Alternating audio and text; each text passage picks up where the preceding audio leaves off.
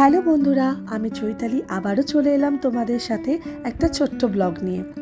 সপ্তাহের ব্যস্ততায় কাটানো দিনগুলোর শেষে একটু ফুরসত পাওয়া যেন এক আকাশ খোলা হাওয়ার মতো। সম্প্রতি আমরা এক দারুণ দিন কাটালাম কলকাতার ইকো পার্কে। কাজের ব্যস্ত জীবন থেকে একটু বিরতি নিয়ে পরিবারের সঙ্গে সময় কাটানোর মজাটাই কিন্তু আলাদা। ইকো পার্কে ঢুকতেই চোখে পড়ল সবুজের সমারোহ আর রঙিন ফুলের বাগান। ছেলে আর হাজবেন্ড বেশ কিছুক্ষণ ক্রিকেট খেললো, ব্যাডমিন্টন খেললো, আবার সাইকেলও চালালো। ওদের হাসি আর আনন্দ দেখে মনে হচ্ছিল যেন ওরা শৈশবে ফিরে গিয়েছে। আমরা একসঙ্গে সময় কাটানোর সুযোগ পেলাম, যা প্রতিদিনের জীবনে খুব একটা হয়ে ওঠে না। ইকো পার্কে ঘুরতে গিয়ে আমরা কিন্তু সুন্দর সুন্দর ফুলের বাগান দেখতে পেলাম। এই যে গাঁদা ফুলগুলোকে দেখছেন, এত সুন্দর লাগছিল, বিভিন্ন ধরনের। তারপরে খেলাধুলা করা হয়ে যাওয়ার পরে সবাই সমস্ত কিছু প্যাকিং করে আমরা এবার অন্য দিকটা যাব বলে ঠিক করলাম। সেই মতো সমস্ত কিছু গুছিয়ে নেওয়া চলছে। আর জায়গাটা এত সুন্দর, চারিদিকে শুধু ফুলের বাগান ভর্তি, খুব ভালো লাগছিল। আর শীতকালে তো নানান ধরনের ফুল ফোটে, সেগুলো দেখতেও ভীষণ ভালো লাগছিল। আর দেখুন, বাচ্চারা খেলছিল, স্লিপ চড়ছিল। আর এই যে ডুও সাইকেল, এই সাইকেলটা কিন্তু এখানে খুব ফেমাস। তো আমিও এখানে লাইন দিয়ে টিকিট কাটলাম ছেলে আর হাজব্যান্ড সাইকেল চড়বে বলে। তার মাঝখানে এখানে একটা রোজ গার্ডেন আছে, আর এই রোজ গার্ডেনটাও কিন্তু ভীষণ সুন্দর। কত সুন্দর সুন্দর গোলাপ ফুল ফুটেছে এই বাগানের মধ্যে। ধীরে ধীরে সন্ধে নেমে এলো। এবার আমরা তখন ঠিক করলাম ওখানে একটা সোলার টোম বলে একটা জায়গা আছে, সেই জায়গাটা ঘুরতে যাব। তার আগেই এই ঝিলটা দেখতে পেলাম। দেখুন, ঝিলটা কি সুন্দর সাজিয়েছে সবুজ আলোতে। আর এই হচ্ছে সেই সোলার টোম।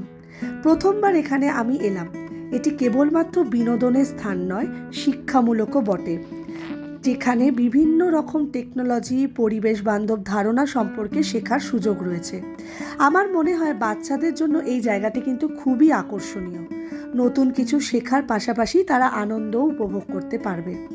তবে একটা ছোট্ট অসুবিধা হয়েছিল কি জানেন, এই সোলার টোমটা এটা এতটাই সুন্দর, কিন্তু এর 5th ফ্লোরে একটা রেস্টুরেন্ট ছিল। আমরা যখন রেস্টুরেন্টটাতে গেছিলাম তখন কিন্তু রেস্টুরেন্টটা বন্ধ হয়ে গেছিল, তাই সেখানে খাবার কিন্তু আমরা পাইনি। তবে এই সোলার টোমটা আমার ছেলের কিন্তু ভীষণ ভালো লেগেছে। আসলে ও এখন একটু বড় হচ্ছে, এখন অনেক কিছু পড়ছে ওর সাবজেক্টে, সেগুলো ও এখানে এসে অনেক কিছু জানতে পেরেছে।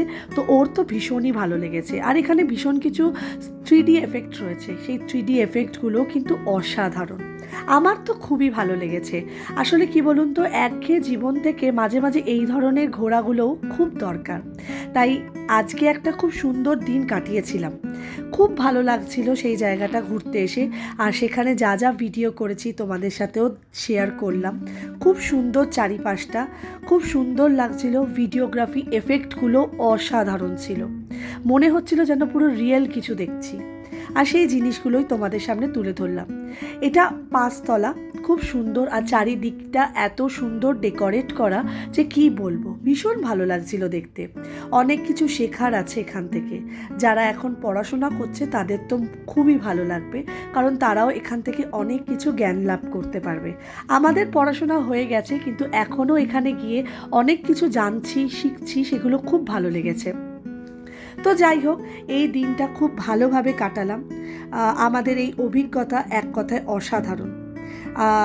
কাজের চাপে সম্পর্কগুলো অনেক সময় অবহেলিত হয়ে যায়, কিন্তু এই ধরনের সময় কাটানোর মুহূর্তগুলো আমাদের পারস্পরিক সম্পর্ককে আরও দৃঢ় করে তোলে।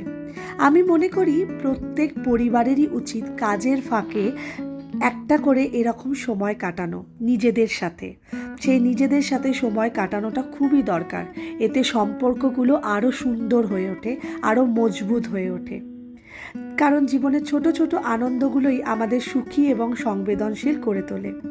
যাই হোক, এই সুন্দর দিনটাকে আপনাদের সামনে তুলে ধরতে পেরে আমার তো খুবই ভালো লাগছে। আশা করি আপনাদেরও ভিডিওটা ভালো লাগবে। যদি ভালো লেগে থাকে অবশ্যই একটা লাইক আর কমেন্টে করে জানাবেন। সবাই খুব ভালো থাকবেন। আর যারা এখনও ইকো পার্ক যাননি তারা অবশ্যই কিন্তু ইকো পার্ক ঘুরে আসুন, খুব ভালো লাগবে। সবাই খুব ভালো থাকবেন, সুস্থ থাকবেন। Thank you so much.